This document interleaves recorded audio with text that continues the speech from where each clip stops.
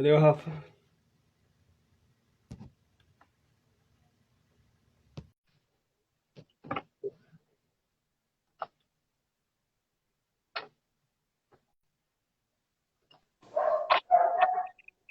E aí, E aí, camarada? meu querido? Tudo bem com você?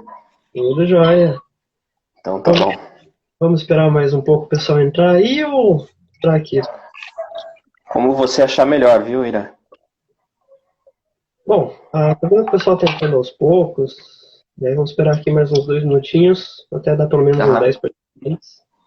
E já sem inicia. problema.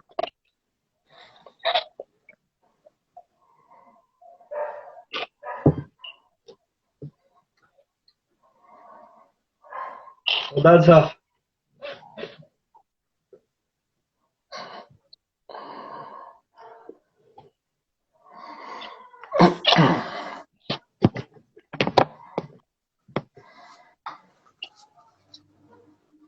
Boa Boa noite, noite, Lindinho. Amanda.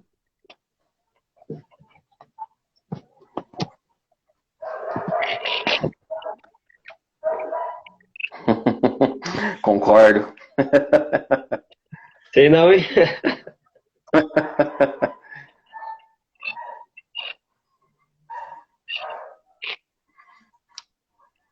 Pois bem, Juliano, oi, Nathalie.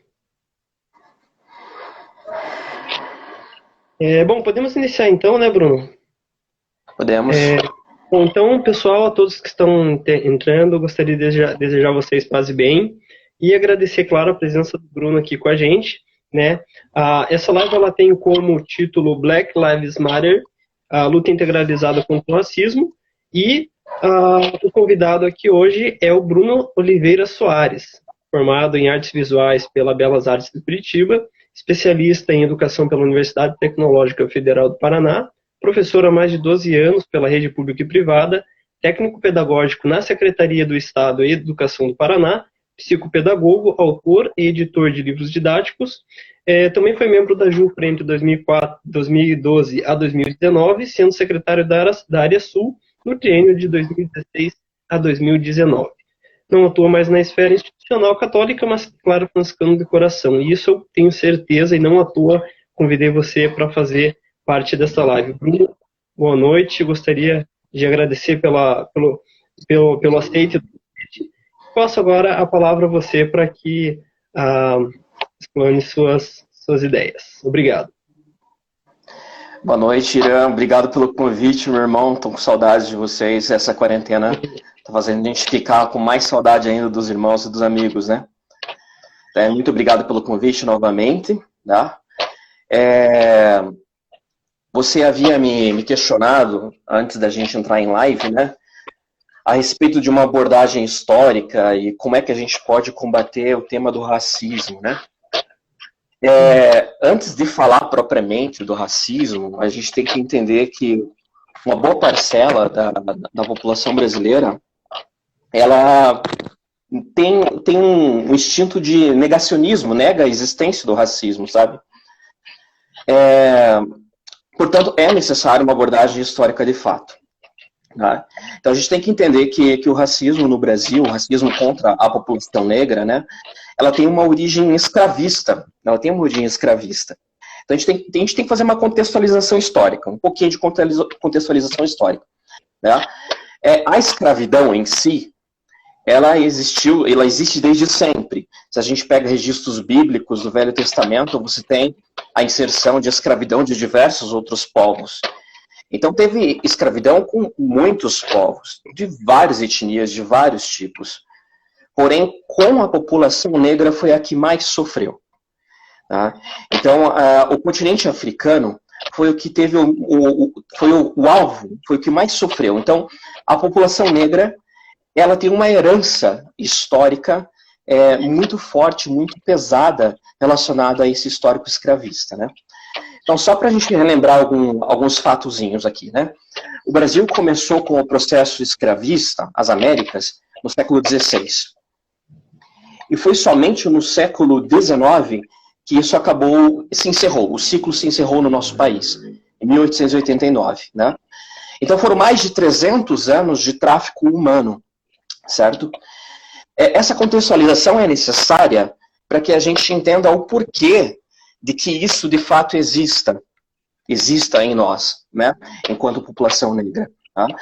Então, eu estou lendo, recentemente estou lendo, um livro do jornalista Laurentino Ramos, na qual ele fala sobre a escravidão. Tá? É um livro de uma série de 3 que ele vai lançar, é um trabalho de mais de 7 anos de pesquisa, e tem alguns trechos que me deixaram assim nauseado, sabe? E um deles diz respeito à rota dos tubarões. Tá? Não sei se vocês sabem, mas as navegações na época do Brasil colônia demoravam mais de 4 meses para conseguir chegar até o continente americano, até o Brasil, né? Então, há registros de que tubarões, no seu ciclo natural, acabaram tendo a sua rota modificada por conta dos navios negreiros. Então, a quantia de negros que eram atirados ao mar por conta de inanição, morte de inanição, morte por alguma doença, por revoltas dentro do navio, eles eram atirados ao mar, e por conta dessas mortes, os tubarões mudaram a sua rota. Eles ficavam em volta dos navios. Então, essa passagem, assim, quem não tem empatia, eu não sei definir em palavras, mas me deu uma náusea de pensar essa situação, certo? Então, o negro viveu dentro dessas condições por mais de 300 anos. E é ingênuo da nossa parte achar que assim que se encerrasse o ciclo de 300 anos de exploração, ia mudar as coisas da água para o vinho. Os negros iam começar a ser aceitos na sociedade como seres humanos. E isso não aconteceu. Em 1889, quando o nosso país encerrou a escravidão com a Lei Áurea, a população negra se viu desamparada. Muitos voltaram a trabalhar com os senhores de engenho e tudo mais, porque não tinha o que fazer. Não tinha. E você acha que por um pouco mais de 100 anos que a nossa escravidão foi encerrada, foi o suficiente na balança do tempo para que isso estivesse equilibrado? Você acha que com um pouco mais de 100 anos isso equilibrou, a balança está equilibrada? De fato, não. Existem dados, a gente vê, tá? Você vai nas populações de periferia, se tu vai em favelas, em comunidades mais carentes, a cor está lá. A cor está lá, a herança está ali. Tá? Dados recentes do IBGE mostram 75% da população mais pobre no Brasil são de negros. O índice de violência no Brasil, mais 70% das vítimas de homicídio no nosso país é de população negra. Então, historicamente falando, a gente pode utilizar a palavra herança. Então, existe uma herança extremamente negativa em cima da pele de cor negra. Existe uma herança. Infelizmente existe. Então, o Estado brasileiro, ele tem uma dívida com a população negra. Tá? Por isso que a gente tem políticas públicas como as cotas, por isso que a gente tem políticas públicas de inclusão. Tá? Eu trabalho há mais de 12 anos na educação, e eu posso falar com você com um pouco mais de propriedade em relação a alguns dados dentro da educação. Né? O nosso país é um dos países que mais tem escolas privadas no mundo. A melhor educação do planeta é na Finlândia, e somente 2% da educação é privada, é de escola particular. O nosso país tem mais de 22% de escolas privadas. Ou seja, a educação, ela é business, ela é trabalho, ela é número, ela é lucro, certo? Trabalhando em redes privadas, eu posso dizer com você tranquilamente. Pequena porcentagem era o número de alunos negros que eu podia ver nas salas de aula. Enquanto na rede pública, bom, não preciso nem falar. Tá? Então, aí cabe eu falar para você alguns relatos pessoais, que você até me perguntou também para essa live, em relação à minha vivência, né, como pessoa que pertence ao quadro da população negra. Né? Bom, quando a gente é criança, a gente não para pensar nessas coisas, a gente nem sabe o que é racismo quando a gente é criança, né? E, na verdade, quando a gente é adulto, a gente tenta viver a nossa vida sem pensar nessas coisas, porque também faz um mal danado. E do nada, às vezes, isso acontece e você fala, porra, o que aconteceu aqui? Daí você começa a pensar. A minha primeira experiência foi quando eu tinha que justificar para os coleguinhas de turma o porquê que eu tinha a pele mais escura. E eu falava, é porque eu fui muito pra praia. É por isso que tem a pele assim. Eu fui muito pra praia. Então, uma criança sentir vergonha da cor da própria pele por achar que de certa forma é feio, é muito pesado, é muito forte. Né? Então a criança não raciocina o porquê disso. Por que isso está acontecendo? Por que é feio ter a pele escura? Não é? Por que é feio ter um cabelo crespo? Não é? Por que isso é vendido como feio, como ruim, como cabelo ruim? Não é? Como estereótipo. Tá? Agora, enquanto educador, enquanto adulto, né, teve uma situação que eu sempre falo dessa situação que me marcou profundamente. Eu dava aula em um bairro de Curitiba, numa escola privada, num bairro de Santa Felicidade. É um bairro conhecido por ser mais europeu, porque ele tem imigrantes italianos que fundaram aquele bairro e tal. Enfim, dei uma aula bacana sobre hip hop, cultura de arte urbana, que é majoritariamente negra. Né? No fim da aula, todo mundo foi embora, era a última aula da manhã, e um aluno ficou. Esse aluno esperou todo mundo embora. Assim que todo mundo foi embora, ele se aproximou de mim, olhou para mim, eu falei, tudo bem? Você tem alguma dúvida? Ele falou, professor, volta para a senzala e para de falar sobre essas coisas.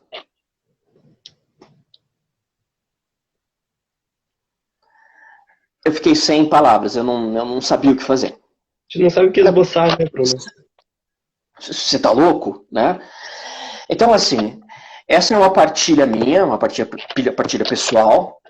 É necessário que a gente faça uma contextualização histórica dos fatos, de como o negro foi tratado por muito tempo como animal, de como isso tem um estigma na nossa história, na nossa vivência, e como a gente carrega uma herança negativa. E eu vejo com bons olhares as coisas que estão acontecendo este ano, assim, sabe?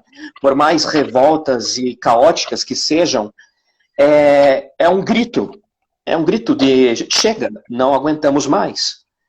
Tá? O George Floyd foi uma faísca em uma palha que há muito tempo está seca. E isso incendiou, não somente lá, em vários locais do planeta isso incendiou. Todo mundo se comoveu com essa realidade. Tá? E quem, mesmo com os dados expostos, mesmo com os relatos expostos, as abordagens, ainda assim não consegue praticar dentro de si a empatia, olha, eu não sei o que dizer. Não sei, essa pessoa tem algum tipo de problema, ou ela de fato carrega em si algum tipo de repúdio, de nojo em relação à pele negra. Não tem outra explicação. Não tem outra explicação. Com certeza. Então é isso, meu querido. É assim, o que é que a gente pode fazer, né? Para combater isso daí no nosso dia a dia, enquanto pequenos sapiens aqui, né? Vivendo nesse planeta, nessa passagem terrena. Né? Não ficar quieto em situações de racismo, né? Não permanecer quieto. Também não precisa arranjar encrenca com alguém, mas demonstrar afeto para quem foi vítima desse ato. Né? Você não precisa ter a pele negra para falar sobre isso, para dialogar sobre isso. No seu ambiente familiar, se você ouvir algum tipo de piada, algum tipo de comentário, algum tipo de relato que remeta a atitudes racistas, não ficar calado, dar a sua opinião de forma sensata, estratégica, né? Então falar de forma lógica, né? De forma embasada. Então são pequenas coisas que podem auxiliar o seu entorno para que essas coisas mudem. E eu acredito que ainda vai perdurar por muito tempo ainda esses problemas, ainda por muito tempo vão perdurar. Né?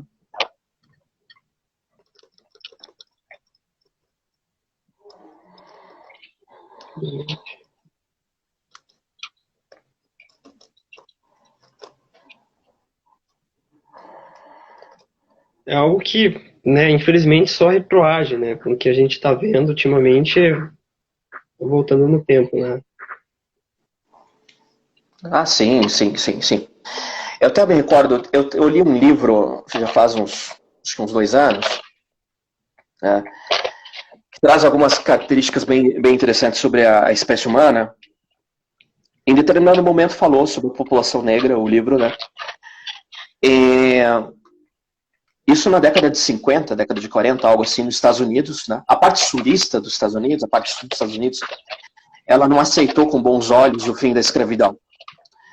E até hoje existe muito, muito forte, muito pesado o racismo na parte sulista dos Estados Unidos, né?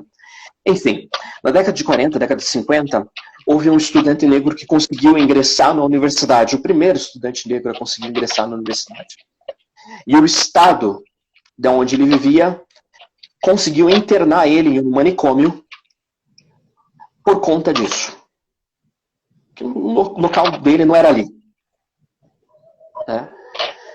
Então, é ingênuo da nossa parte achar que isso mudou em pouco mais de 100 anos do fim da escravidão. Né? É muito ingênuo. Né?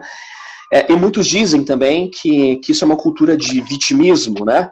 A gente ter esse discurso de abordagem, de falar os dados, de falar as coisas do passado, é um vitimismo, que a gente precisa lutar pelos nossos próprios méritos, que todo mundo tem as mesmas vantagens. E não é assim. Sabe? É relativizar um problema que é endêmico. Tá? O nosso país não deveria ser desse jeito. O nosso país é uma mistura de etnias e de raças. Ele não deveria ser desse modo, se portar desse modo.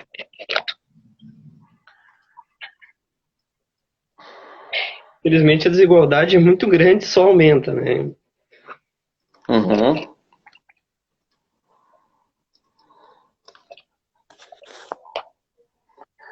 E o papel do Estado, Irã, você que é mais da parte de direito, eu vejo assim, que é tipificado como crime a parte de injúria racial, né? Quando você sofre algo assim, você pode recorrer aos seus direitos, mas como é que o Estado lida com essa parte jurídica? Bom, o Estado, primeiro que, né, hoje injúria racial é crime, né? Até inclusive o direito coloca como inafiançável, né? Só que o que acontece? Primeiro, o momento, tá, deixa claro que pessoas estão fazendo gestos, tá, como imitando gestos nazistas, né, como beber leite em uma discussão, tá, ou fazendo lá gestos parecido com o Ku Klux Klan, né, para demonstrar algo que não é racismo, não sei o que mais. Então o que acontece? Querendo ou não, a lei existe, só que ela não é aplicada na integralidade, tá? E o racismo, inclusive, ele é feito pelo próprio Estado, tá? Principalmente quando uma pessoa negra está na rua, acontece ali momentaneamente algum roubo, algum ato ilícito, vão em cima daquela pessoa negra que estava ali no local, tá? E então a figura do negro hoje, infelizmente, o próprio Estado comete atos racistas ao sempre estar cometendo ali injúrias, por exemplo, quando uma pessoa está andando de bicicleta. Eu nunca passei por isso, mas eu já vi relatos de pessoas negras andando de bicicleta e o guarda chegar e falar: eu vou prender a tua bicicleta se você não mostrar para mim a nota promissória. Aconteceu comigo algo semelhante. Eu tinha cerca de 12, 13, acho que 13, entre 12 e 14 anos. Tá? Eu ia vender o meu videogame numa lojinha de videogame. Coisa de piá, pequeno. Eu tava lá com a minha bicicleta e bermuda havaiana, aquele estereótipo, né? E um senhor me parou assim, me pegou pelo colarinho assim e me jogou no chão, assim, né? Não, o que tá acontecendo? O que eu fiz dele? Sai, vaza daqui. Eu falei, calma, eu vim aqui e tal, vender meu videogame dele. Vai vender pra comprar droga em outro lugar. E me jogou de volta no chão, assim, sabe? Então, ver o estereótipo daquele jeito, tá? Fora outras situações também. né? Então, já aconteceu comigo isso que você relatou, sim. Não, é algo que entristece e infelizmente ainda acontece, e acontece muito, principalmente porque o Estado ele não dá uma base para que isso diminua, né? É Uhum. só ver o caso das crianças que morrem nas favelas, vítimas de bala perdidas. Você vê o garoto lá, acho que é o Lucas o nome do menino, né? Que Uhum. os policiais assassinaram ele, levaram ele para outro local, certo? E daí depois trouxeram de volta para a mãe já morto.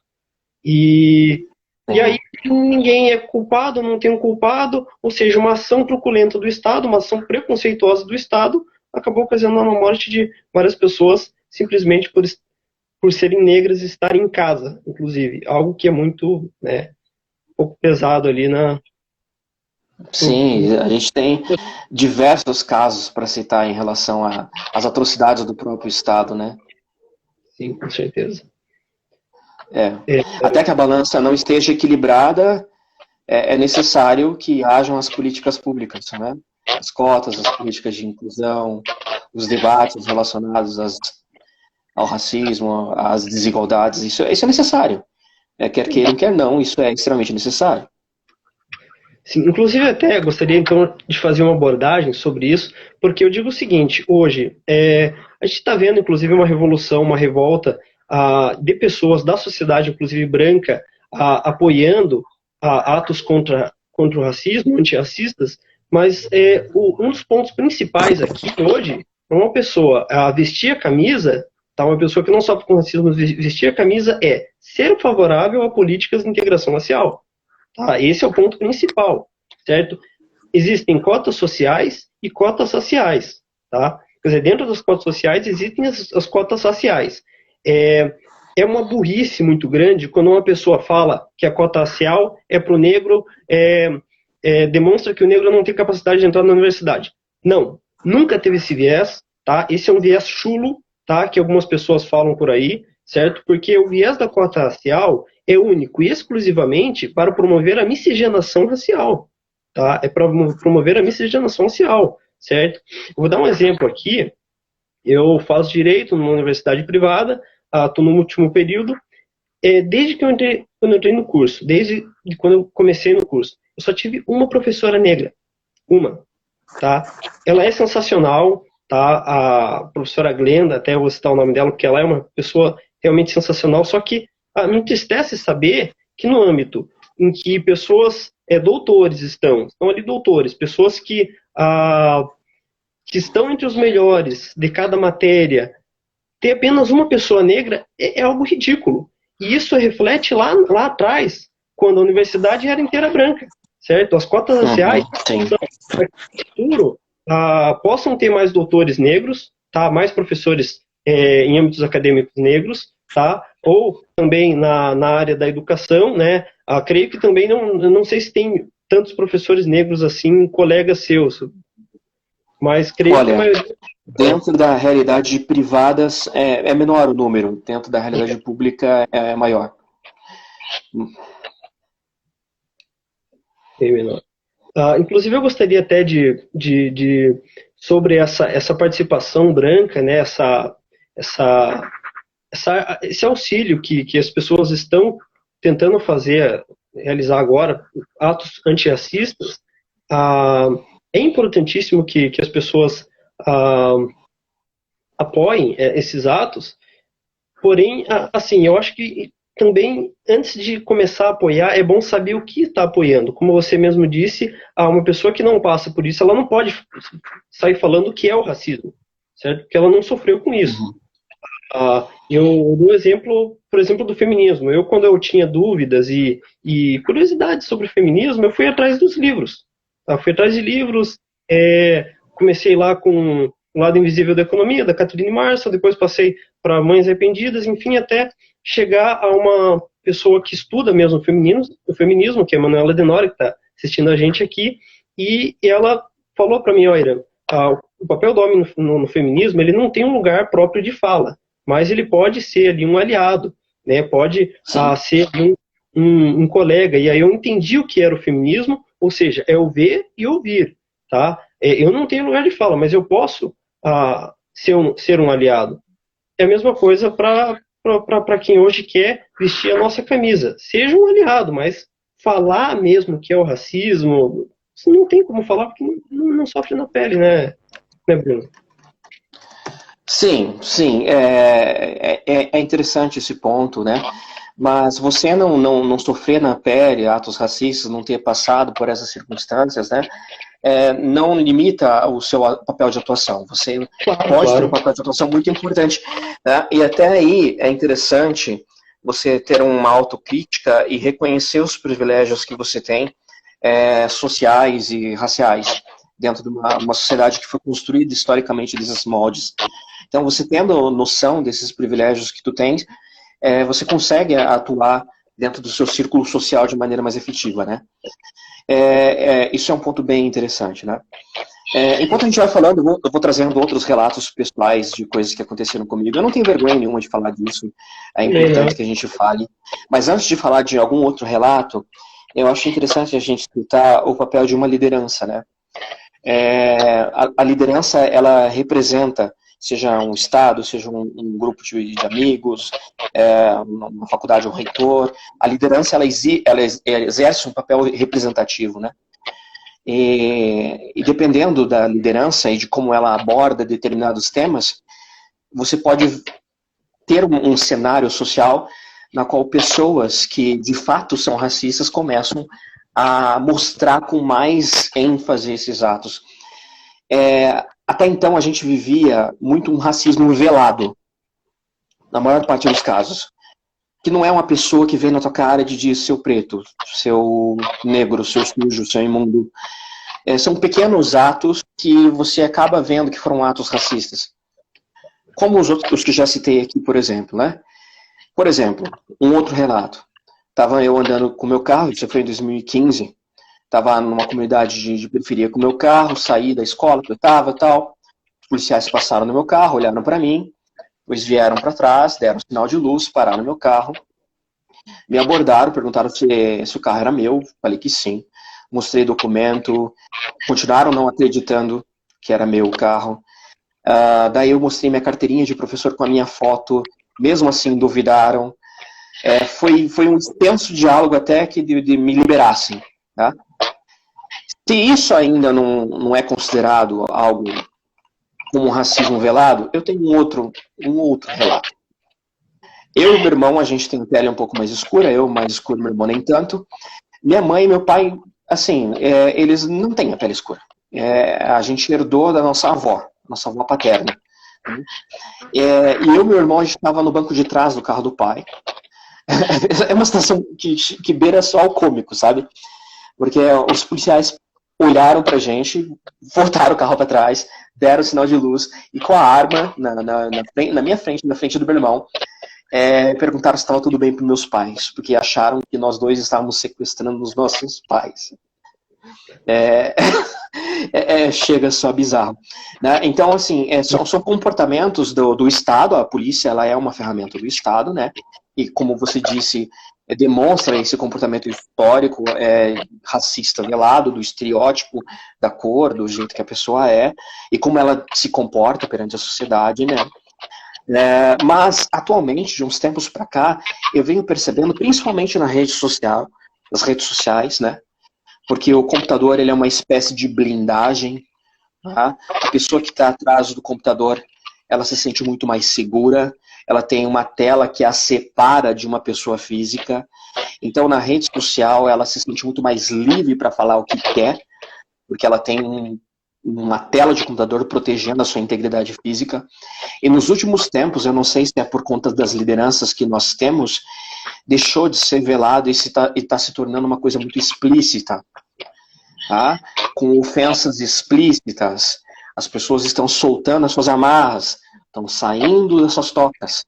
Então, por isso que é importante esse aspecto de revolução que a gente está fazendo, né? Por isso que é importante os movimentos que estão se espalhando pelo mundo. Por que é importante? Para que esses racistas voltem a ter medo. Para que esses racistas voltem para a toca de onde eles vieram. Não, esses dias eu estava conversando com a Ana, uma amiga minha, inclusive ela está assistindo a live aqui, e ela falou uma coisa que eu achei muito interessante, que esse momento agora do fascismo, né, que está se alastrando, as máscaras do ódio já caíram e agora eles não conseguem enganar mais. Eu digo o seguinte, a máscara do ódio caiu principalmente quando o Bolsonaro subiu à presidência da República. Tá? Me desculpa, mas ele falou várias vezes sobre os quilombolas, né, que ia tirar as teses dos quilombolas, que chegou a comparar até com animais. Comparar os quilombolas com animais. Comparar pessoas com animais. Eu não queria nessa live dar nome aos bois, né? Mas é inevitável que a gente não acabe chegando a um ponto, né? De convergência. Então, infelizmente, a máscara caiu. Né? Até uma coisa que o Ciro Gomes falou na época, e eu até concordei com ele, que o machista, o homofóbico, o racista e o xenofóbico, ele estava escondido atrás de uma figura de um defensor da economia para colocar o Bolsonaro no poder. Né? Eu até achei interessante essa fala, porque realmente a figura do ódio foi ali, ela foi, como posso dizer assim, escondida através da economia. Não, mas vamos colocar alguém que possa possa ajeitar a economia. Mas, poxa vida, a gente tem o Henrique Meirelles, que é economista, tinha o Amoedo, que é administrador, o Ciro, que participou do Plano Real. Pô, por que colocar o Bolsonaro, que não entende nada disso? Né? Porque ele tem os aliados? Foi estranho, realmente. Né? E isso reflete o que a gente está vivendo agora. Né? O fascismo impregnado na população. Né? E não foi a maioria absoluta que votou nele. Né? Pode falar, Bruno, desculpa. Imagina. Quando você tem uma liderança que prega determinados tipos de discurso, né? Os seus seguidores se sentem empoderados. Eles se sentem no direito, eles se sentem avivados a repetir o mesmo discurso. Eles vestem a camisa, né? Isso que é um grande problema, é meio perturbador, tá? Então eu vi até um comentário aqui dizendo que tem nazistas assumidos dentro dos protestos e tudo mais, né? É o que eu disse, quando você tem lideranças espalhadas pelo mundo que vestem essa camisa, que enaltecem esses tipos de discurso, as pessoas se sentem empoderadas, elas saem de suas tocas, elas percebem que possivelmente não vai dar em nada se elas falarem o que elas querem. Tá? Então a gente chegou num ponto em que chega, não dá mais. Então houve o caso ali em São Paulo de 3 adolescentes, 3 jovens que estavam usando blusas com símbolos nazistas e que a polícia, enquanto Estado, não fez nada. Não fez nada. Então, é um problema do próprio Estado enquanto liderança, além dos problemas já comportamentais de sociedade, historicamente falando, que a gente já tem. Sim, com certeza. Assim, esses atos, essas pessoas, elas estão espalhadas em todo lugar. Eu vou dar aqui um exemplo que eu passei. Eu para um grande escritório que um escritório criminal, passei na prova em primeiro lugar, né? E aí fui fazer a entrevista nesse escritório. Foi eu e mais 4 pessoas junto comigo, que eram do primeiro até o 5º colocado. Eu lembro que eu entrei na sala para fazer a entrevista, a moça que fez a entrevista comigo, ela olhou para mim e ela falou, nossa, mas você é o Irã? Eu falei, sim, eu sou o Irã. Né? Ela fez perguntas nada a ver, sabe? Nada a ver com direito, perguntas chulas, e eu saí em 10 minutos da entrevista. Eu saí, fiquei meio um pouco decepcionado, fui até a biblioteca do escritório, um escritório grande, né? Muito bonito, muito conhecido aqui como escritório criminal. Aí, eu lembro que eu fui na biblioteca e os outros 2 rapazes, eu acho que eram amigos, que estavam também esperando para fazer entrevista, eles me olharam e um deles ainda comentou com o outro em alto, em bom tom, né, que deu para ouvir. Ele falou da seguinte maneira, me desculpa, mas o lugar do negro no direito criminal é no banco dos réus e não atuando. Eu, na hora, acho que o espírito franciscano de calma fez com que eu saísse dali. Perfeita alegria. Perfeita alegria. Eu falei, não, deixa quieto, né? Eu vou para casa. No fim, não passei, enfim. Tava tranquilo. Eu acho que, pelo que eu vi lá, eu não queria entrar mesmo. Mas é algo que acontece, né? Tá, e essas pessoas, elas dizem não ser racistas. né? Dizem não ser racista, dizem, né? Mas são contra cotas, né? Acham que bandido bom, bandido morto, e isso e aquilo, né? Enfim, é um relato social aí que acontece, né? Sim, plenamente, camarada. Então, assim, eu vejo com bons olhos as coisas que estão acontecendo, tá? O incidente com George Floyd nos Estados Unidos, ele foi a faísca, como eu disse, de todos os protestos que estão acontecendo no mundo, né? E ao mesmo tempo tem essa parcela de pessoas que estão se sentindo empoderadas pelas lideranças, né? Mas eu vejo com bons olhos. A Amandinha perguntou o papel da mídia em relação a isso, né? Tem que dar espaço a profissionais de pele negra, a discussões, a debates, né?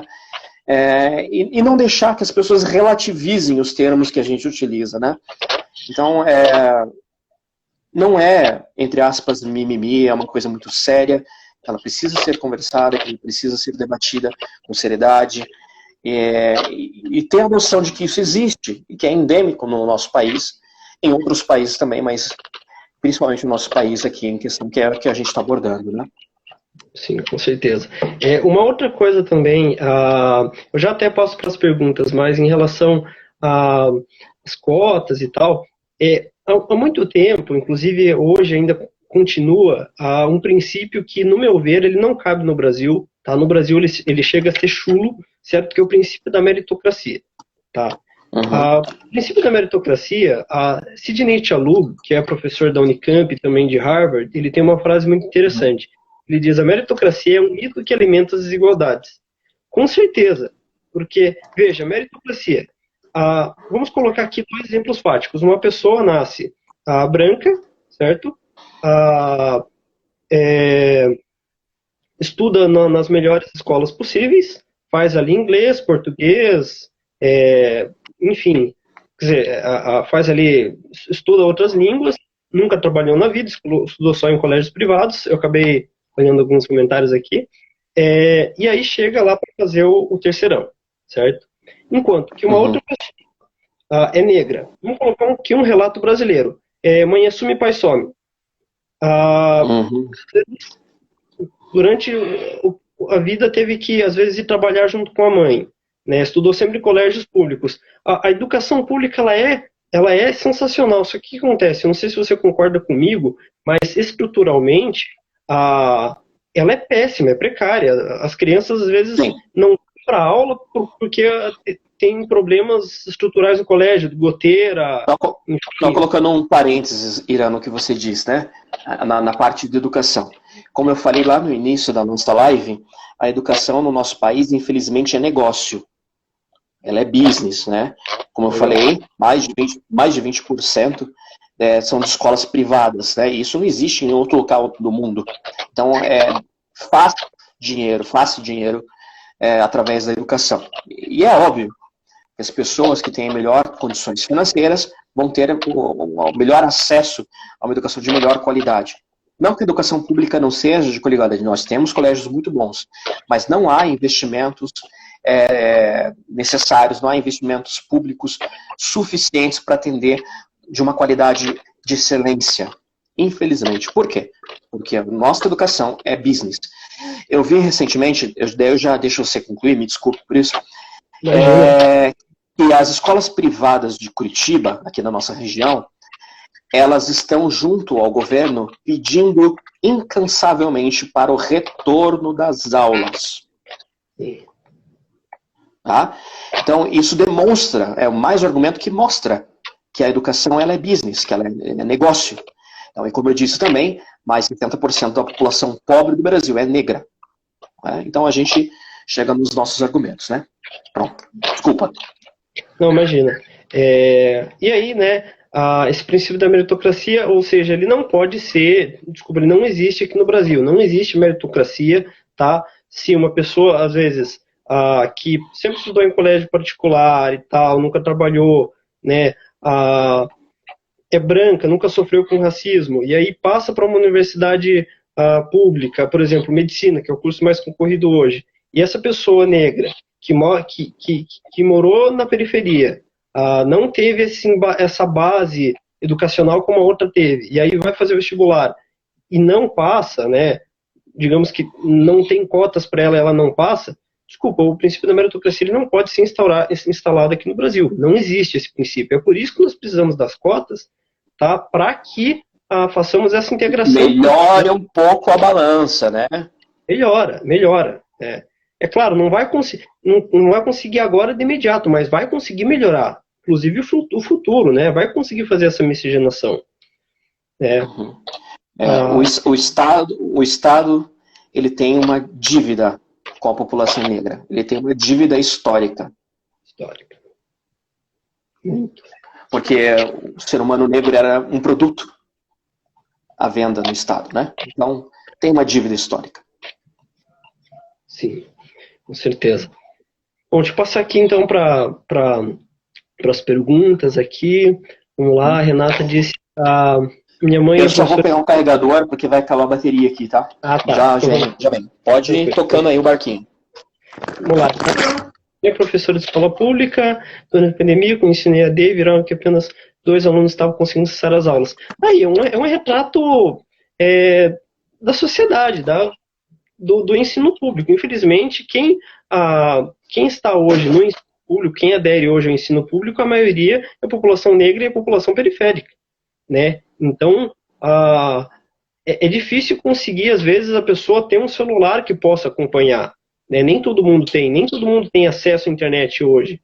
Eu sei que é algo que já melhorou muito, mas ainda as pessoas não têm acesso, não têm aparelhos eletrônicos, não conseguem acessar as aulas.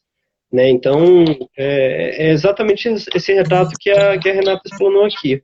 Educação e saúde são negócios, só alguns podem ver, sim, são negócios, infelizmente.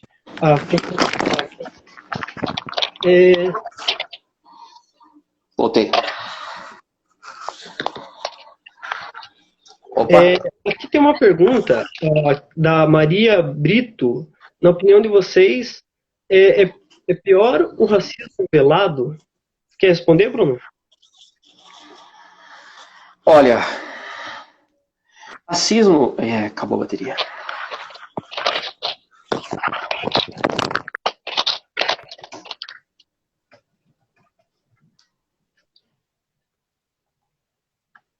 Enquanto isso, quero agradecer o pessoal aí que está assistindo, né? A Gabi Consolaro, saudades, nossa querida formadora, a Ana, a Renata, a Mandinha, Juliano, Nathalie, né? Túlio, Daniel, a Manu também, que está aí comigo, com a gente, a Paula, Priscila, né? Rafa. Tá, o Bruno saiu, mas eu acho que daqui a pouquinho ele volta, pessoal. Deixa eu só esperar ele voltar então. Enquanto isso, eu vou vendo aqui os comentários, né? A Stephanie aqui também. Deixa eu ver alguma pergunta. Tá, tem uma pergunta da Amanda aqui. Meninos, para vocês, qual o papel da mídia nesse contexto? Falta denúncia? Sim, Paulo, Amanda. Falta muita denúncia. Inclusive,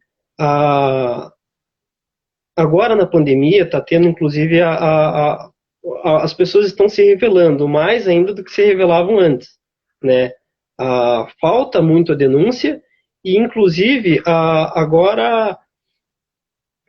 Peraí. O Bruno está...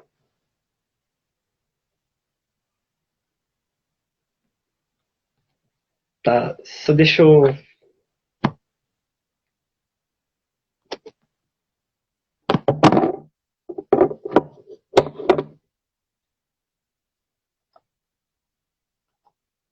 Para o pessoal que acho que deu algum problema aqui com o Bruno.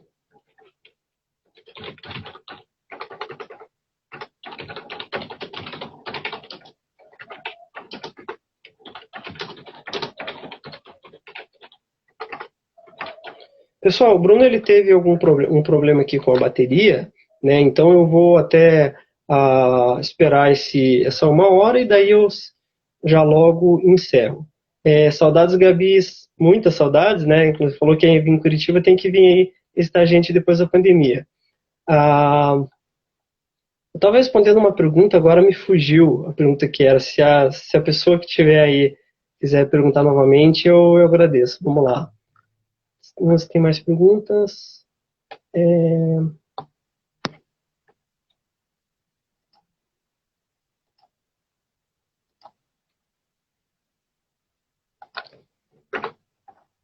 Só um pouquinho, pessoal. Pessoal, o Bruno até falou que a gente vai marcar pediu para a gente marcar um novo encontro, né? E a gente vai marcar um novo encontro. Inclusive, foi muito interessante esse encontro de hoje, né? O Bruno está com alguns problemas ali no celular dele sobre o racismo velado, né? Isso. Deixa eu responder o Bruno.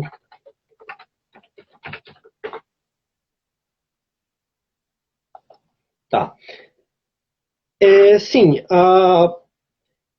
o racismo, na verdade, assim, se o racismo velado é pior, agora eu lembrei. Sim, veja, há vários tipos de racismo que podem acontecer diariamente, né? Por exemplo, não aceitar alguém em algum cargo porque essa pessoa é negra, ou não querer comprar de tal pessoa porque essa pessoa é negra, né? Por exemplo, no meu caso, né, quando quando eu fui fazer entrevista com um escritório de advocacia criminalista, por exemplo, eu me senti ali, sofri ali um preconceito por ser negro, inclusive, e não fui aceito. Então, assim, esse racismo, ele é pior, tá? Porque as pessoas estão se escondendo, tá? Elas conseguem maquiar ali ainda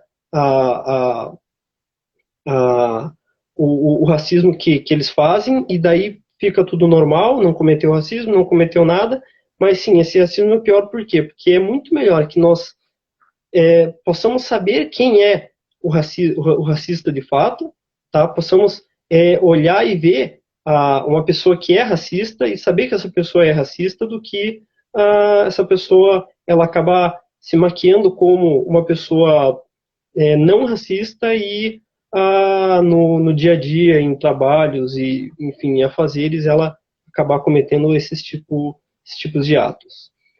A Stephanie falou aqui: meus irmãos são negros, são da minha mãe, eles já sofreram preconceito com a irmã. Falei para eles que não deveriam deixar baixo, mas eles dizem que não adianta nada mexer com isso. Olha, o Bruno voltou aqui, pessoal. Vamos lá.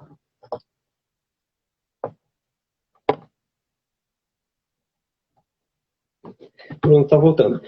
Stephanie, assim, é como o Bruno disse no início da fala. Voltei.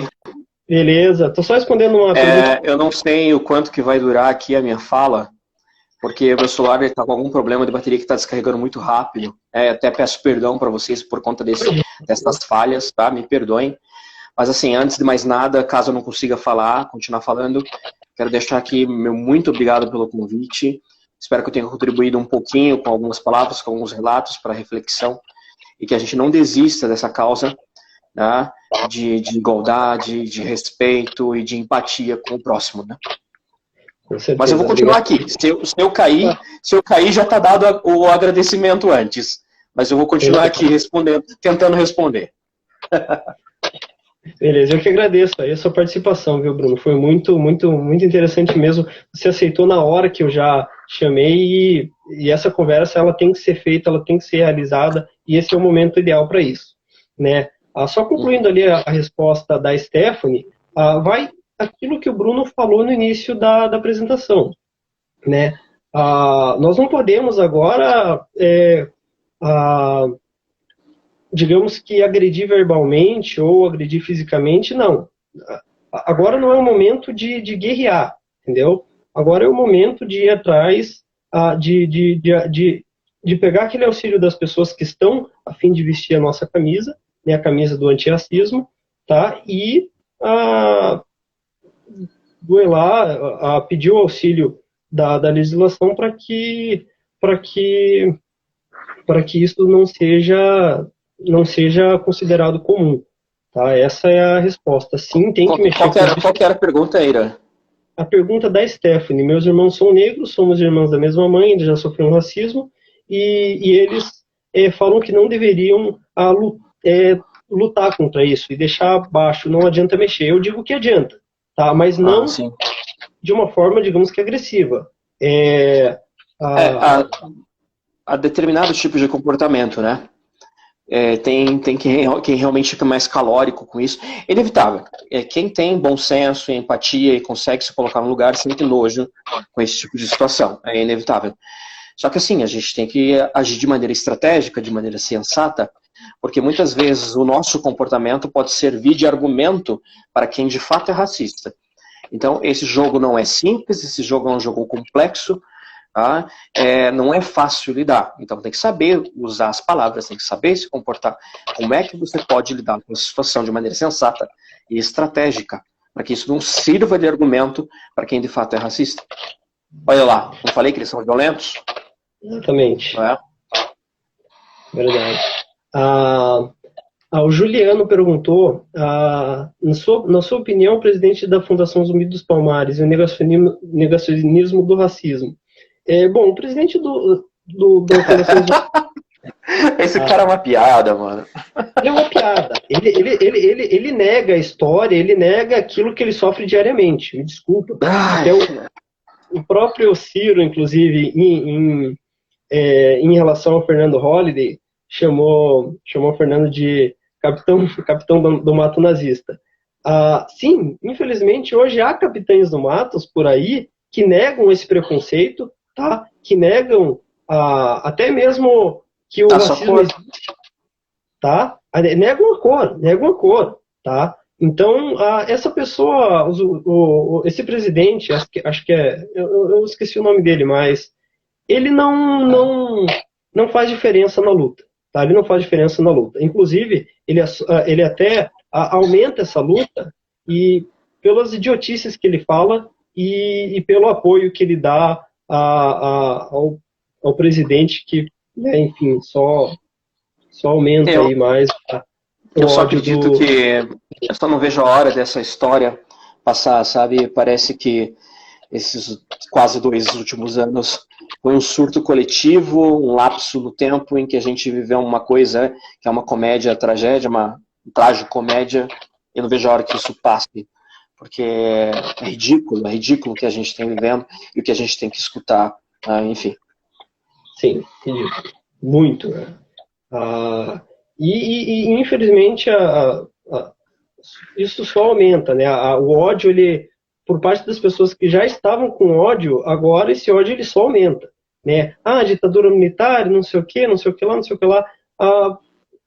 O STF está tentando, inclusive, tomar algumas providências, como agora essas fake news que foram pro STF e foram, inclusive, criminalizadas, né?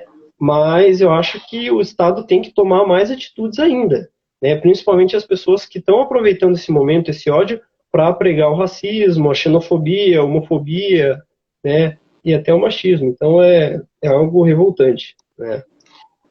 Seria interessante, Irã, em um outro momento, que a gente convidasse também as meninas, as mulheres da população negra para ter voz ativa também, que é uma outra ótica, uma outra abordagem também interessante de se analisar. Sim, com certeza. Inclusive tem até um livro muito interessante que é Mulher, Raça e Classe, da Angela Davis. A Angela Davis, ela é sensacional. E esse livro ele é tão interessante porque o que acontece? Ele coloca ali a figura da mulher negra, né, e a figura da mulher branca, e o quanto mulher negra, para conseguir chegar a um cargo alto, o quanto ela sofre, certo? E os olhares que tem em volta dela.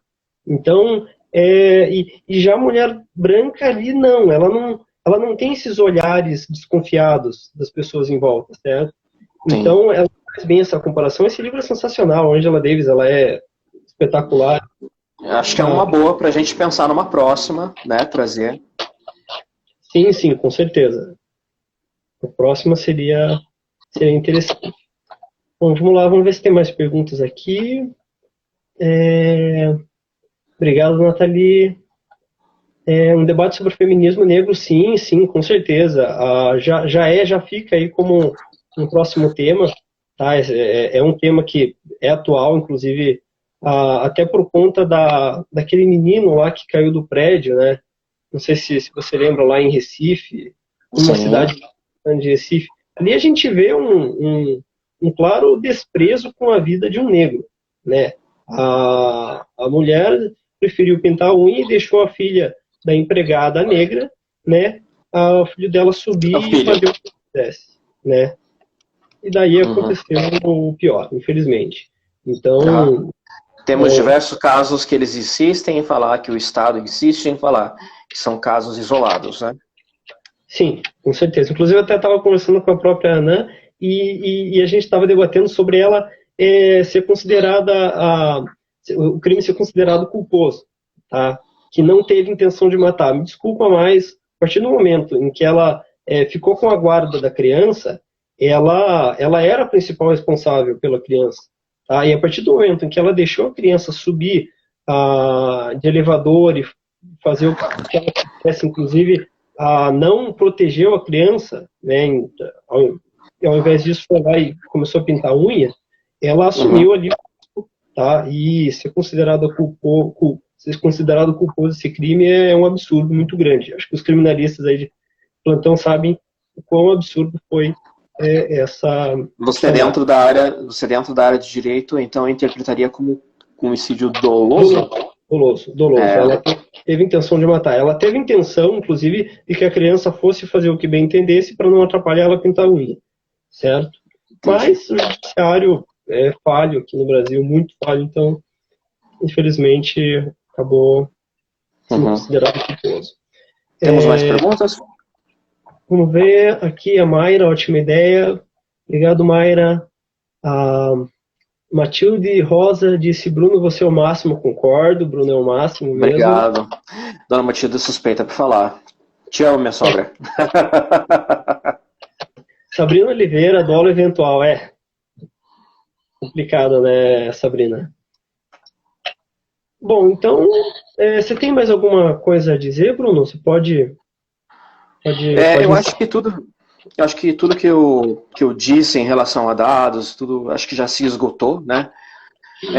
O que eu posso fazer é o pedido que dentro do seu círculo social que não permita que isso se perpetue, né? As piadas, os termos.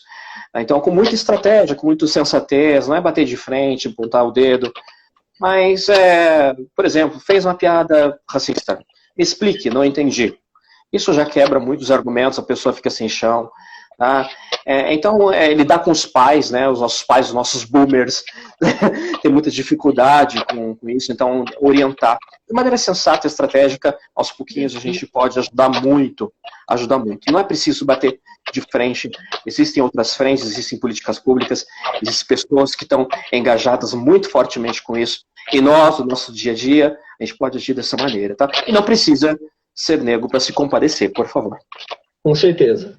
Nós precisamos. Inclusive, até gostaria de terminar aqui com uma frase da música do Geraldo Vandré. Né? Somos todos iguais, somos todos irmãos, caminhando, cantando e seguindo a canção. Né? Então, Amém. precisamos de pessoas que estejam aí do nosso lado nessa luta. Né? É isso. Opa, pode falar?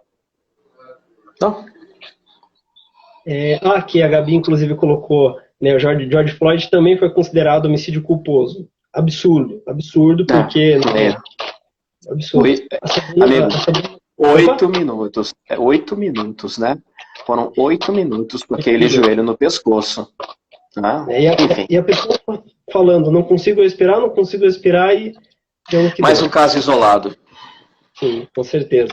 Aqui a Sabrina tá perguntando se vai ficar salvo. Vai ficar salvo a live, certo? Nós temos só 10 segundos restantes, então eu gostaria de te agradecer, Bruno, mais uma vez pela live, tá? Pela conversa. Muito obrigado mesmo. E a todos que assistiram aqui. Vai terminar aqui agora. Obrigado, Bruno.